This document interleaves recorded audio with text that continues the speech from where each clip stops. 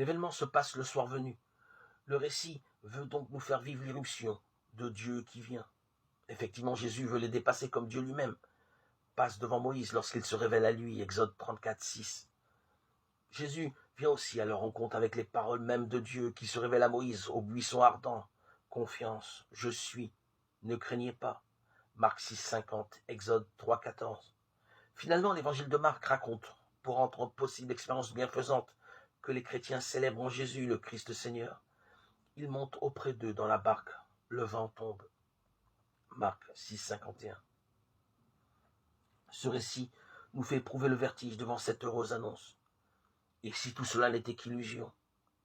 Eux, le voyant marcher sur la mer, croient que c'est un fantôme et ils vocifèrent. Marc 6, 49. Seuls dans la barque, les disciples vivent une régression analogue à celle que l'initiation tribale organise dans certaines ethnies. On délimite un plan d'eau sur lequel on édifie une hutte. Tous les initiés rampent, nus les uns derrière les autres, et traversent par 4 fois, submergés par l'eau, une hutte sombre qui pourrait représenter la matrice dans laquelle les garçons retournent pour être engendrés à nouveau. La régression que fait vivre l'évangile de Marc est une difficulté de la foi bien connue. Comment vivre ça derrière quelqu'un dont justement on éprouve cruellement l'absence? Jésus n'est plus là, à côté de nous.